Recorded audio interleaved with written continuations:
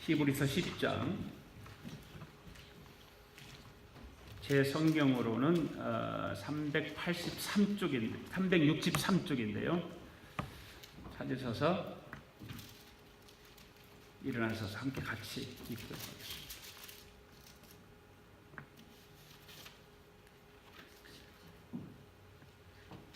우리 박동희 형제님도 같이 찾으셨어요? 오케이. 읽습니다. 9절부터 25절까지입니다. 시작. 그러므로 형제들아, 우리가 예수의 피를 힘입어 성소에 들어갈 담력을 얻었나니 그 길은 우리를 위하여 휘장 가운데로 열어놓으신 새로운 삶 길이요, 휘장은 곧 그의 육체니라.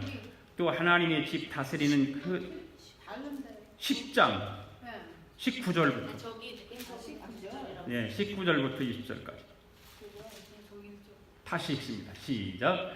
그러므로 형제들아, 우리가 예수의 피를 힘입어 성소에 들어갈 담력을 얻었나니 그 길은 우리를 위하여 휘장 가운데로 열어놓으신 새로운 살 길이요, 휘장은 곧 그의 육체니라.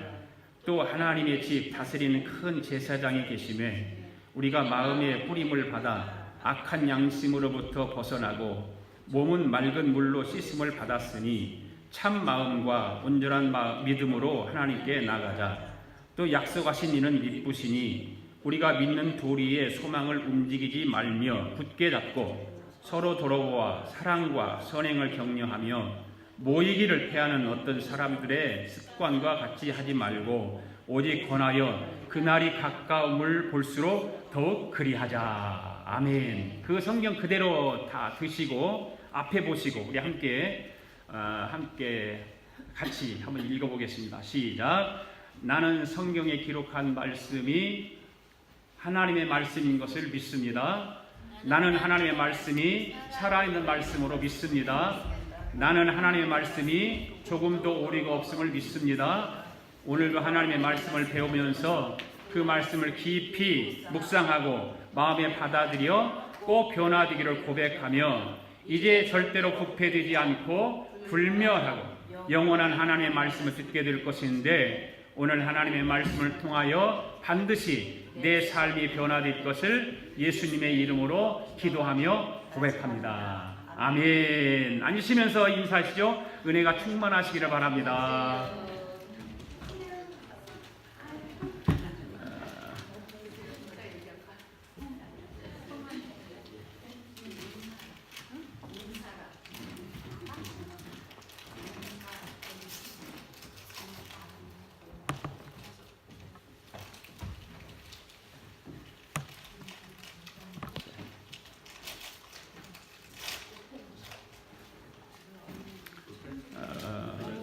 지난 주일에는 우리가 말씀을 히브리서 10장 1절부터 말씀을 들었었죠. 지난 주일의 말씀을 여러분들 기억하실는지 모르겠어요. 오늘 나오신 분들은 기억이 안 나지만 지난 주일에 나와서 말씀을 들으신 분들은 기억이 날 줄로 압니다. 인간이 스스로 죄 문제를 해결할 수 없다는 것을 말씀을 드렸었죠. 스스로 죄 문제를 해결할 수 없습니다. 왜 그러냐? 인간은 너무 연약하기 때문이다. 그리고 율법을 통해서는 죄를 깨달을 뿐이지 죄를 사함받을 수 없다, 이런 말씀을 드렸었고요. 그 다음에 하나님이 예비하신 죄의 근본적인 치료 방법이 무엇이었나? 그거는 하나님께서 하나님의 뜻을 따라서 죄를 회개하고 통회하며 율법의 구약의 제사를 통해서 드렸던 번제와 속죄제가 아니라 더 좋은 언약의 피를 흘리신 예수님 앞에 온전히 나오는 것이 죄의 근본적인 치유 방법이다. 예수 믿는 것이 죄의 근본적인 치유 방법이다라고 하는 말씀을 드렸었죠. 그리고 한 가지 더 이제 말씀을 드렸던 것은 뭐냐면 실체를 알았다면 그림자와 껍데기는 과감하게 버려라. 그런 말씀을 드렸죠. 세 가지 말씀을 드렸죠. 그래서 육체가 그림자라고 했다면 신령한 것은 실체입니다. 그러니까 구약에서 행해왔던 제사 제도라든지 이런 것들은 어떤 실체가 아니라 그림자입니다. 모형이었습니다. 그런데 예수님께서 실체적으로 오셔서 실질적으로 오셔서 그 구약의 모든 제사제도 이런 것들을 파해버리고 예수님께서 단번에 십자가의 죽으심으로 말미암아 모든 사람들이 하나님 앞에 직접 나갈 수 있는, 오늘도 그냥 그 말씀을 드릴 텐데 그 일을 행하셨죠. 그래서 실체를 알았다면 가감하게 껍데기는 버리는 거예요. 우리 안에 껍데기들이 너무나 많잖아요. 가식적인 격이 너무나 많아요. 그렇죠? 그런 것들을 우리가 예수님을 온전히 바로 만났다면 그런 껍데기는 버리는 거예요. 그래야 예수님을 바로 믿을 수 있고 우리 신앙생활이 재미가 있습니다. 이런 것들은 어떤 사람들이 많이 행하냐면 혼합주의자들. 이것도 좋고 저것도 좋고 세상도 좋고 신앙도 좋고 이런 사람들이 그렇게 많이 하지요. 그리고 혼합주의자들은 뭐냐면 이방 신들이 주는 복도 있을 거 아니에요. 우리는 그 믿지 않지만 하나님의 복음만 주장하는 사람들이니까 예수 안 믿는 사람들은 세상이 주는 복도 있죠. 그런데 교회에 나오면서 세상 복도 받기를 원하고 하나님이 주는 복도 받기를 원하는 거죠. 동시에 두 가지 다 함께 받기를 원하는 사람들, 혼합주의자들이죠. 이러한 생각들은 왜 있을까? 왜 이런 생각들을 가질까? 그것은 우리의 인간의 욕심과 무지에서 나오는 것이다 라고 지난주에 말씀했죠. 그렇기 때문에 오늘 저와 여러분들은 그리스도를 통한, 예수님을 통한 새 언약을 붙잡기 원한다면 모형과 그림자에 불과한 옛 언약은 과감하게 버려라. 우리 내면 안에 있는 쓴뿌리들, 더러운 것들, 가식적인 것들, 이기적인 것들 다 버려라. 예수님에게 붙들려서 살아가라. 그런 말씀을 드리면서 10절에서 이제 말씀했듯이 하나님의 뜻을 따라 모형이 아니라 실체이신 예수 그리스도의 몸을 단번에 들이심으로 말미암아 우리가 거룩함을 얻었다라고 하는 사실을 기억해야 되죠. 그래서 우리가 고린도전서 5장 17절 가운데서 이런 말씀을 해요. 그런즉 너희가 그리스도 안에 있으면 새로운 피조물이나 이전 것은 지나갔으니 보라 뭐가 되었다? 새 것이 되었다. 오늘 예수 그리스도를 영접하고 예수 그리스도를 믿는 모든 사람들은 옛 사람들이 아니라 새로운 사람들, 새 창조가 이루어진 사람들이라고 하는 것입니다. 그래서 주님은 우리를 통해서 모든 어떤 아주 우리에게 기쁨을 주고 희망을 주는 말씀이 있었는데 너희는 택하신 족속이다. 그리고 왕같은 제사장이고 거룩한 나라고 그의 소유가 된 백성이다라고 하는 그런 말씀을 우리에게 주셨던 것이죠. 우리는 그렇게 죄인의 몸으로 사는 것이 아니라 왕같은 제사장으로 택한 백성으로 거룩한 나라로 소유된 백성으로 살아가는 하나님의 사람들입니다. 그게 지난 주일날 이제 말씀이었죠. 오늘은 이제 히브리 사람들의 이야기 23번째인데 성도들의 기본 자세라고 하는 그 제목을 가지고 말씀을 드릴 것입니다. 세 가지로 말씀을 드리는데 성도는 진실한 마음과 온전한 믿음으로 하나님께 나가야 된다라고 하는 말씀과 두 번째는 성도는 신앙의 소망을 견고히 붙들어야 한다고 하는 것과 그리고 세 번째는 성도는 서로를 격려하며 모이기를 힘써야 된다라고 하는 그 세 가지 말씀을 드리도록 하겠습니다. 다 같이 첫 번째 성도는 진실한 마음으로 하나님 앞에 온전히 나가야 된다라고 하는 거죠. 22절 말씀 같이 함께 읽겠습니다. 시작. 우리가 마음의 뿌림을 받아 악한 양심으로부터 벗어나고 몸은 맑은 물로 씻음을 받았으니 참 마음과 온전한 믿음으로 하나님께 나가자. 아멘.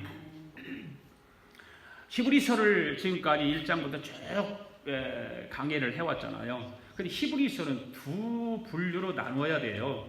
뭐냐면 1장부터 지난주일까지 말씀은 교리 부분이에요.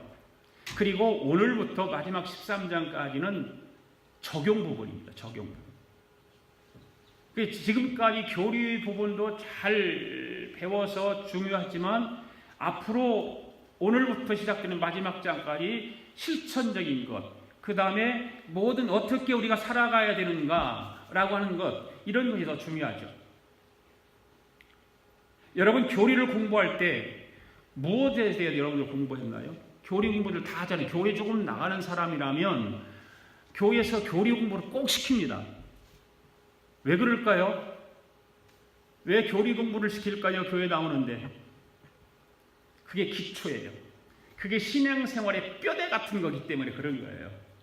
그 교리 공부를 잘 배워놔야 신앙생활에 튼튼하게 이루어져서 적용을 잘할 수 있고 실천하는 삶을 살 수 있습니다. 그래서 교리 공부를 잘해야 되는 거예요. 네. 교리 공부는 그렇게 목사님들마다 교회들마다 지도자들이 그렇게 교리 공부를 잘 같아요. 그게 여러분들 신앙생활을 그런 튼튼한 뼈대와 같은 기둥 같은 그 교리를 바르게 공부하지 않으면 자꾸 좌충우돌을 한다 그 말입니다. 흔들리고 자꾸 누가 옆에서 뭔 말하면 그것이 또 옳은 것 같고 이렇게 되는 것이죠. 그 몸의 뼈대와 같은 우리 몸의 뼈가 연약해 보세요. 힘이 없잖아요. 그럼 조금 어디 걸려도 넘어지고 그런 형태가 있습니다. 그 다음에 이제 오늘 두 번째는 오늘 10장부터 오늘부터 시작되는 13장 마지막까지 실천과 적용 부분인데, 그래서 오늘은 이제 첫 번째 적용 부분 말씀을 오늘 드리도록 하겠습니다. 여러분들이 지금까지 강의를 들어왔어요. 지금까지는 강의를 들어오면서 뭘 들었나요? 구약의 모든 제도와 누구와 비교를 했죠? 예수님과. 구약의 제사, 구약의 제사장, 모든 이런 것들과 예수님과 비교를 했죠. 누구에게 했어요? 이 말을? 히브리 그리스도인들에게, 유대인 그리스도인들에게. 그들은 지금 어떤 상황이 있습니까? 로마 나라로부터 억압이 있어요. 그래서 로마 나라에서 원하는 것을 하지 않으면 먹고 사는 게 힘들어지는 거예요. 장사도 못해요. 그런 고통 가운데 예수 믿는 사람들이 살아가고 있어요.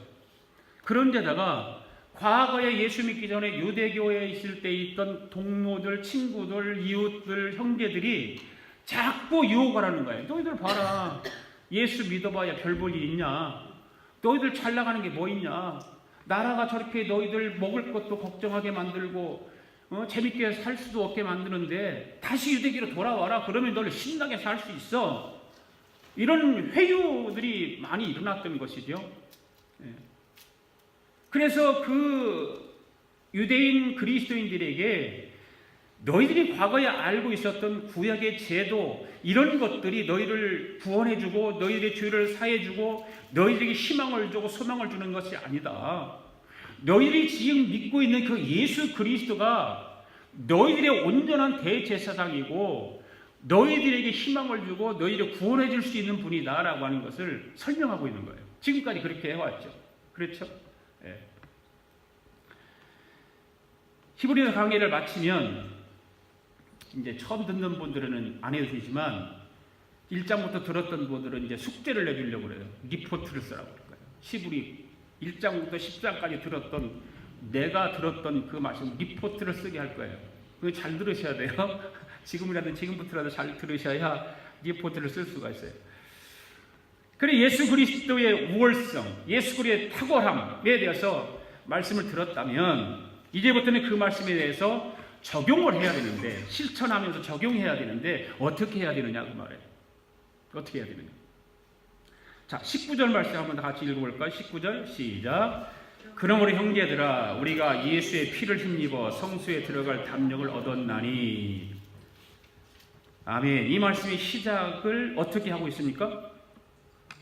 그러므로 이 접속사잖아요. 접속사. 그죠? 무엇에 대한 그러므로라고 할까요? 잘 모르시겠죠? 여러분들이 1장부터 들어왔던 그 1장부터 시작되었던 모든 교리에 대한 말씀을 끝내고 이 큰 접속사인 그러므로부터 시작하는 거예요. 그러므로 지금까지 교리를 배웠으니 그러므로 하는 거죠. 그러면서 너희들이 이 세상에 살면서 신앙생활 하는데 어떻게 실천해야 될 것인가 라고 하는 것을 말씀하기 위해서 그러므로 라고 하는 거예요. 조금 전에 읽었던 22절 말씀을 잘 보세요. 첫 번째 적용의 말씀이 무엇이라고 말하고 있어요? 하나님께 나아가자 이렇게 말하는 거예요. 너희들이 지금까지 그 교리 부분을 말씀을 들었다면 이제부터 적용을 해야 되는데 그 적용이 뭐냐? 하나님께로 나아가자는 거예요. 하나님께 나아가자? 이게 무슨 말일까? 여러분, 구약의 하나님의 백성들이 하나님께 나갈 수 있었나요? 구약의 백성들은 하나님께 나갈 수 없었어요. 누가 대신 나갔어요? 제사장. 1년에 한 번 대제사장이 지성소에 들어가서 하나님을 아뢰고 나오고, 백성들은 절대 하나님 앞에 나갈 수 없었어요. 대신 나갔어요. 다 제사장과 대제사장. 하나님께 나간다라고 하는 건 상상도 할 수 없었다 그 말이에요. 그런데 그러므로 하나님께 나가자. 어떻게 나가자는 것일까요? 어떻게 나가자는 거예요? 19절부터 설명을 하고 있는 거지요. 19절 다시 보십시오. 그러므로 형제들아, 우리가 예수의 피를 힘입어 성수에 들어갈 담력을 얻었나니, 이렇게 말하고 있어요. 19절에서 구약에서는 상상도 할 수 없는 일들이 하나님께 나아갈 수 있는 길이 열렸다 그 말입니다. 할렐루야. 어떻게 하나님께 나아갈 수 있는 길이 열렸습니까? 어떻게 열렸어요? 예수 그리스도의 피를 힘입어, 이렇게 나가는, 예수 그리스도의 피를 힘입어서 나갈 수 있게 되었다 하는 것이죠. 믿습니까 여러분? 이럴 때 내가 어떻게 하라고 그랬어요? 박수 치라고 그래요. 박수. 여러분, 예수 피를 힘입어서 하나님께 나아갈 수 있는 은혜를 입었는데 그게 보통 일입니까? 과거에는 상상도 하지 못할 일들을 예수님께서 십자가에서 피를 흘림으로 말미암아 모든 하나님의 자녀들이 직접 하나님께 나아갈 수 있는 길이 열렸는데, 이 놀라운 은혜와 은총을 듣고도 보고도 우리는 가만히 있어야 되나요? 우리는 좀 너무 점잖하게 예배를 드리잖아요. 미국 사람들 보세요. 특히 여기 검은 분들 이렇게 좀 이렇게 흑인 분들 이렇게 예배 드릴 때 보면은요, 요란합니다. 정말 요란합니다. 아멘, 할렐루야, 지저스 막 손들고 막 소리 지르고 난리 나요. 굉장하죠. 예수님의 피를 힘입어 하나님께 나갈 수 있게 되었습니다. 누구의 피를 힘입었다고요? 예수님의 피. 저와 여러분들이 죄를 씻음을 받고 용서받는 것은 예수 그리스도의 피밖에 없어요. 할렐루야. 아멘. 그런데 여기서 피는 무엇을 전제하고 있냐 그 말이에요. 피는 무엇을 전제하고 있어요? 뭐예요? 뭘 전제해요? 죽음을 전제하냐. 피는 죽음을 전제하는 거예요. 그렇죠? 하나님의 어린 양이신 예수 그리스도께서 죽으심을 통해서 오늘 우리가 하나님께 나아갈 수 있는 새롭고 산 길이 열린 것이라고 20절에서 말씀하고 있잖아요. 그 예수 그리스도의 십자가의 피를 통해서 열려버렸어요. 새롭고 산 길이 열린 것은 그리스도께서 십자가 위에서 운명하실 때 성소와 지성소를 가로막고 있던 휘장이 어떻게 됐다? 위에서부터 아래로 찢어진 거예요. 그 휘장이 두께가 얼마나 두꺼운지 아세요? 거의 10cm가량 돼요. 10cm가량 두께인데 그것이 하나님의 능력으로 그냥 위에서부터 아래로 쫙 찢어진 거예요. 한번 그걸 성경을 한번 읽어봅시다. 마태복음 27장 50절부터 51절 앞에 보세요. 같이 읽습니다. 시작. 예수께서 다시 크게 소리 지르고 영원히 떠나시리라. 이에 성수 휘장 위로부터 아래까지 찢어져 둘이 되고 땅이 진동하며 바위가 터지고. 여러분, 성소 휘장이 위로부터 아래로 찢어져 둘이 되고 땅이 진동하며 바위가 터졌다고 했어요. 어떠한 일이 있은 후에 이러한 일들이 일어났습니까? 어떠한 일들이 있은 후에 50절에 보니까 예수님께서 크게 소리 지르시고 영원히 떠나시니라. 예수님의 영혼이 떠나는 순간 휘장이 찢어진 거예요. 땅이 진동했어요. 그러니까 십자가를 통해서 예수님의 몸이 찢김으로 인해서 하나님과 인간을 가로막고 있던 그 죄의 장애가 사라졌다 그 말입니다. 할렐루야. 네. 말하자면 예수님께서는 자신의 몸을 십자가 위에서 찢으심으로 말미암아 이 땅의 모든 사람들이 영원하신 하나님의 보좌 앞으로 나갈 수 있는 대로가 열린 거예요. 대로가. 여러분이 믿습니까? 그러니까 오늘 저와 여러분들이 하나님께 나갈 수 있는 근거가 뭐예요? 예수 그리스도의 보혈의 피로 말미암아 열렸다는 거죠. 예수 그리스도의 그 보혈의 피 십자가의 능력을 믿고 예수님 앞에 나오는 자들마다 그 길이 열린 거예요.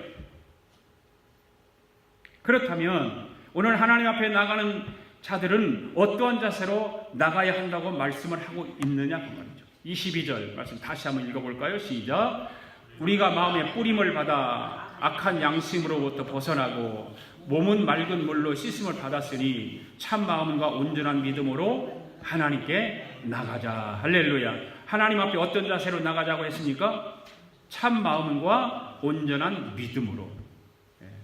오늘 여러분들 하나님 앞에 나오기 위해서 참 마음과 온전한 믿음으로 나오셨습니까? 여러분 지금 하나님께 온전한 예배를 드리고 있습니까? 생각이 산만하지는 않습니까? 여러분 온전한 믿음으로 하나님 앞에 예배하고 있습니까? 중요한 거죠. 교회 와서 하나님 앞에 예배 드리는 것이 이게 보통 중요한 것이 아니라 그 말이에요. 온 마음을 다해 온 생각을 하나님 앞에 쏟고 내 마음을 쏟고 내 모든 육체의 모든 것들을 하나님 앞에 쏟아 부어야 되는 거예요. 그게 하나님 앞에 나아가는 거예요. 참 마음과 온전한 믿음으로 하나님 앞에 나가야 하는데 여러분들 교회에 오실 때 다 정성껏 준비해서 오셨으리라고 생각을 해요. 그런데 어떤 분들은 하나님 앞에 나가는데 준비도 하지 않고 막 허둥대고 나오는 사람도 있죠. 그리고 교회에 와서 뭘 막 뒤지고 막 그러면서 산만하게 예배드리는 사람도 많죠. 있어요.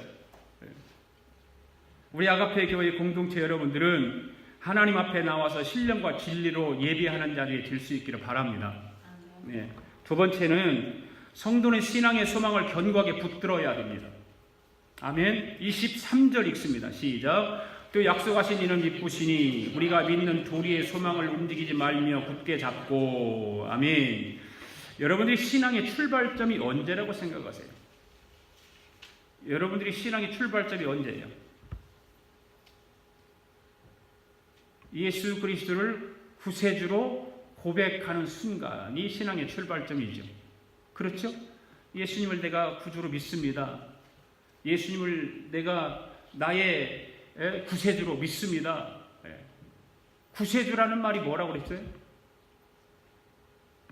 예수님이 나의 주인이다라는 말이에요. 주인. 그 고백을 하는 순간 우리는 출발이 시작되는 거예요. 한번 질문해 볼게요. 여러분 예수님이 여러분의 삶의 주인이 맞습니까?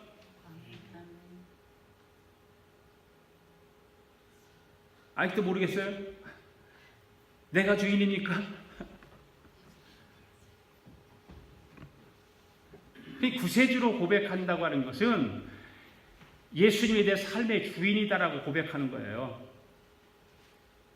그냥 성경에 써 있으니까 구세주다 그런 게 아니라 구세주가 뭐예요? 나를 구원해 주신 분이잖아요. 그분이 내 삶의 주인이 되는 거예요. 그것이 신앙의 출발점입니다. 지금 읽은 말씀 가운데서 무엇을 굳게 잡으라 하고 있습니까? 믿는 도리의 소망을 굳게 잡으라. 여러분 여기서 믿는 도리란 무슨 말일까요? 믿는 도리라고 헬라에 가서 찾아보니까 호몰로기아라고 하는 말을 써요. 호몰로기아. 근데 호몰로기아를 가서 찾아보니까 뭐냐면 고백하다, 시인하다 그런 말이거든요. 고백하다, 시인하다. 여러분 예수님을 믿으면서 다 고백했죠. 인정하고 시인했잖아요. 예수님 내가 믿습니다. 예수님이 나의 삶의 주인입니다. 구세주이십니다. 다 고백하고 시인했어요. 여러분 오늘 저와 여러분들이 신앙의 출발이 고백과 시인을 통해서 이루어졌습니다. 아멘. 그렇다면 마지막까지 다다르기 위해서는 어떻게 해야 될까요? 어떻게 해야 될까요? 여러분들이 침례를 다 받았죠. 세례도 받고 침례 받았어요. 여러분들이 복음을 믿고 믿음 안에서 살고 믿음 안에서 죽겠노라고 고백하고 시인하고 인정하고 침례 다 받았잖아요. 세례 받을 때. 그랬죠. 여러분 그러한 고백을 하면서 모두가 침례를 받고 세례를 받으셨으리라 생각을 해요. 그런데 지금 신앙생활을 돌아보면 어떠냐 이 말이에요.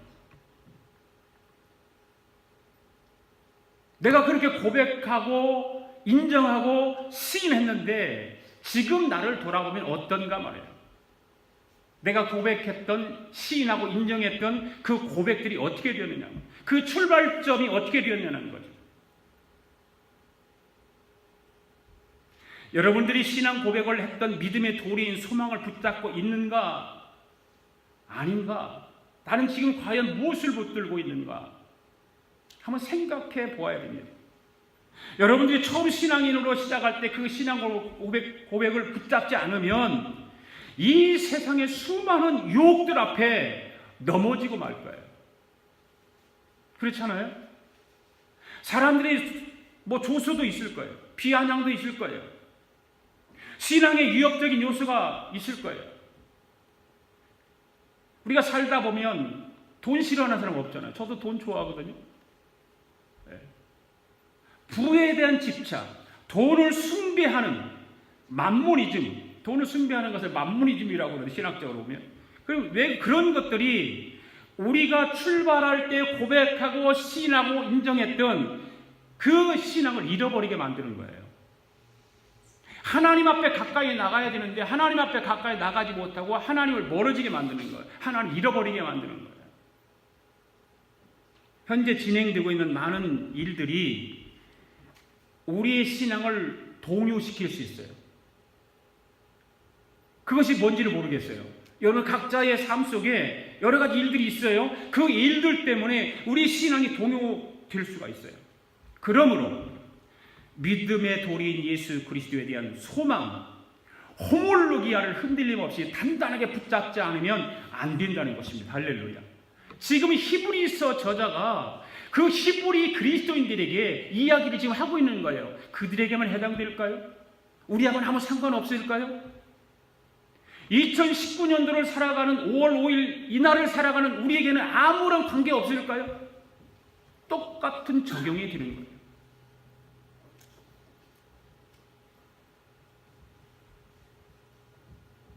그것이 나의 신앙의 실력이냐 그 말이에요.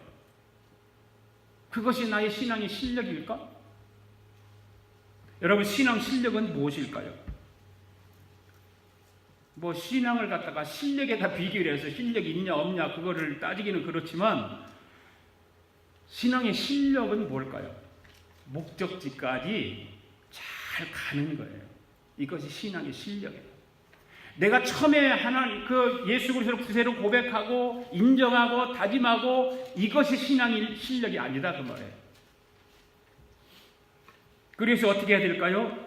23절 다시 보세요. 또 약속하신 이는 미쁘시니 우리가 믿는 도리의 소망을 움직이지 말며 굳게 잡고 라고 말씀하고 있어요. 그 목적지까지 달려가기 위해서, 달성하기 위해서, 그 목적지까지 다 가기 위해서 소망을 붙들어라. 약속하신 이가 어떤 분이라고 말씀하고 있습니까? 거기 보니까 미쁘시니 그래서 미쁘시니. 약속하신 이가 미쁘시니 우리가 믿는 도리의 소망을 어떻게 잡아야 할까요? 움직이지 말고 흔들리지 말고 굳게 잡아야 된다 그 말입니다. 그래야 우리가 바라는 목적지까지 경주할 수 있습니다. 신앙을 떠나서 여러분의 인생의 삶도 목적 있잖아요. 목적.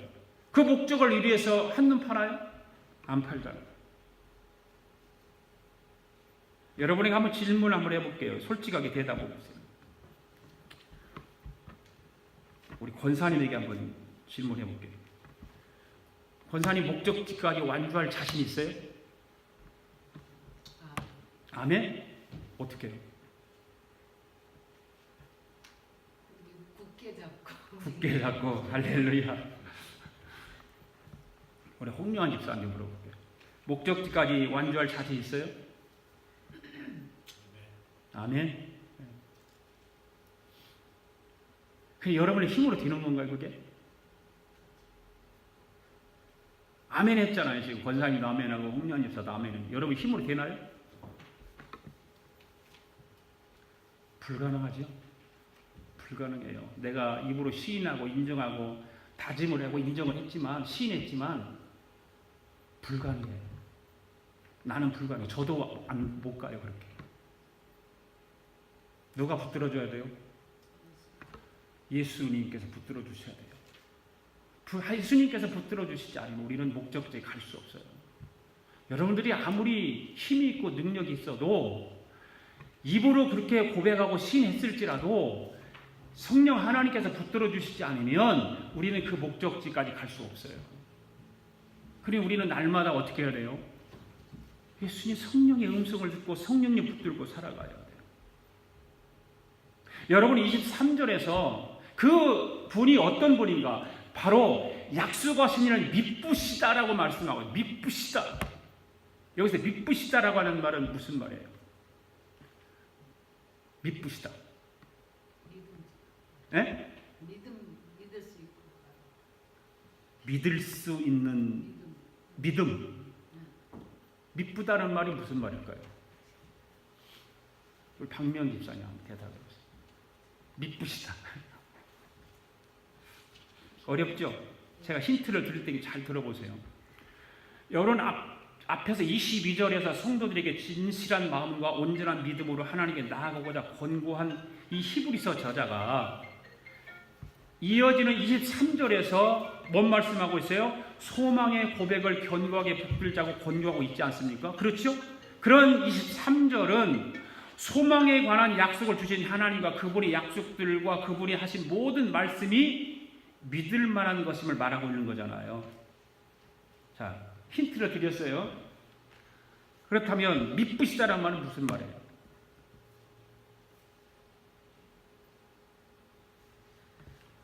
모르시겠죠? 믿을만하다 그 말이에요. 믿을만한 분이다. 지금 아까 권사님 믿을만한 믿음이라고 얘기했는데 믿을만하다. 누가요? 하나님. 예수 그리스도가 믿을만한 분이다. 미쁘시다. 미쁘신 나의 좋은 친구. 이 찬양이잖아요. 그 미쁘시다라고 하는 단어가 바로 믿을만하다. 신뢰할 만하다. 네, 그런 말입니다. 여러분 예수님의 보혈을 통해서 저와 여러분이 구원을 받았습니다. 아멘. 그 구원을 받은 사람들의 죄와 불법을 기억하지 않으시겠다고는 하나님 어떤 분이시다? 미쁘신 분이다. 믿을 만한 분이다. 여러분 이 말이 얼마나 감격스럽습니까? 여러분 괜찮으세요? 놀라운 감격 있죠? 네. 저는 엄청 감격스럽거든요. 이 말이.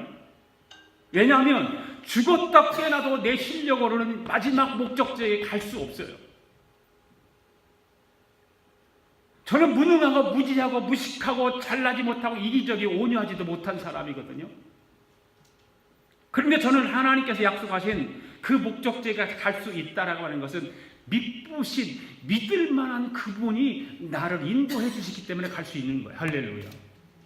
오늘 저와 여러분은 똑같은 마음일 거예요. 나는 갈 수 없지만, 나는 할 수 없지만 믿을 만한 그분이, 신뢰할 만한 그분이 나와 함께 하시기에 나는 그 목적지까지 갈 수 있다는 거죠. 약속하신 이는 여러분이 믿을 만하고 신뢰할 수 있는 신실하신 하나님인 것을 믿습니다. 그 하나님을 믿는 우리의 소망을 흔들리지 말고 굳게 잡고 마지막까지 달려가는 우리 아가페 교회의 성도들 되시기를 바랍니다. 마지막 세 번째, 성도는 서로를 격려하며 모이기로 힘써야 되는 것입니다. 24절 25절 읽습니다. 시작. 서로 돌아보아 사랑과 선행을 격려하며 모이기를 피하는 어떤 사람들의 습관과 같이 하지 말고 오직 권하여 그날이 가까움을 볼수록 더욱 그리하자. 아멘. 24절에서 보면 서로 돌아보아요. 돌아보다라고 하는 말은 여기도 이제 헬라 원문에 가서 보니까 깊이 생각하다 그런 말이에요. 깊이 생각하다 하고 같은 동의어를 가지고 있어요. 그러므로 성도들이 서로 돌아본다고 하는 것은 단지 막연하게 보거나 어떤 우연히 생각날 때만 보는 것이 아니라 항상 주의 깊게 깊게 살펴보는 것을 말하는 거예요. 항상 주의 깊게. 그렇게 하는 목적이 무엇일까요? 그렇게 한 목적은 그 사람의 필요를 알아 도와주고 채워주고 잘못된 것이 있으면 바로잡고 격려해 주기 위해서 그렇다고 말합니다. 그런데 세상은 물론이지만 교회 다니는 성도들까지도 이러한 자세로 이웃에 관심을 갖는 것 겨우 그리 많지 않죠. 특히 우리 이민자로 살아가는 이민자들 삶 속에서는 제가 다른 곳에 목회할 때 교인들 집에 신방을 갔는데 예약을 안 하고 그냥 갔어요. 예약을 안 하고 근데 일반 교회를 주일날 안 나왔길래 그냥 갔어요. 주일날 오후에. 그랬더니 예약 안 하고 왔다고 문전박대 받았어요. 그런 이민자의 삶이 얼마나 강팍한지 몰라요. 그냥 목회자니까 당연히 그래도 되겠다 생각했는데 왜 전화도 안 하고 왔어요? 그리고 문전박대 하더라고요. 그런 분도 있어요. 그런 분도.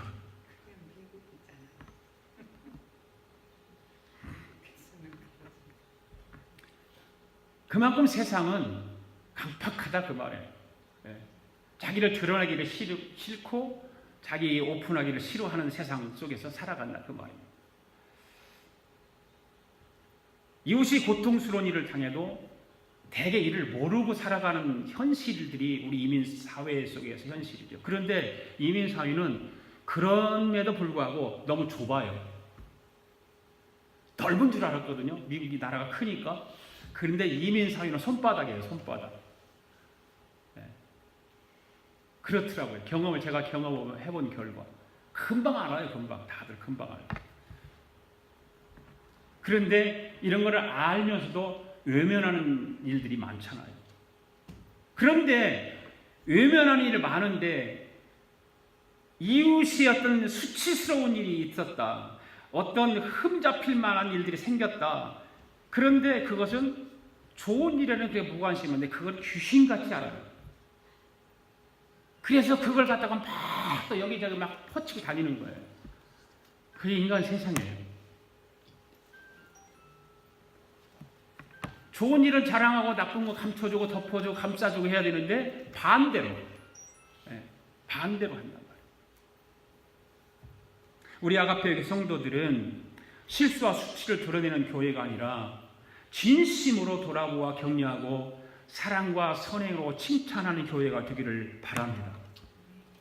25절 부분에 보면 마지막 날이 가까움을 볼수록 더욱 모이게 힘쓰라 그런 말씀을 하고 있어요. 여러분 당시 히브리 그리스도인들은 아까도 말씀드렸듯이 많은 환난 가운데 처해 있던 사람들이에요. 예수 믿는 것 때문에 로마로부터 박해받고 유대교로부터 효율을 권유받고 그러다 보니까 모이기를 꺼리끼는 거죠. 저기 가면 또 나에게 무슨 해가 있지 않을까 그런 생각들 때문에 그뿐만 아니라 믿음까지도 버려서 모이기를 폐하려는 자들이 생기는 거예요. 그런데 히브리서 저자가 그러지 말고 너희들이 지금까지 들었던 교리적인 부분, 너희들이 생각했던 그 구약적인 배경 속에서 신앙생활을 하지 말고 너희들이 만났던, 너희들이 믿었던 그 예수님을 온전히 붙들고 모이기를 힘써서 서로 격려하고 사랑으로 대하라 그 말이에요.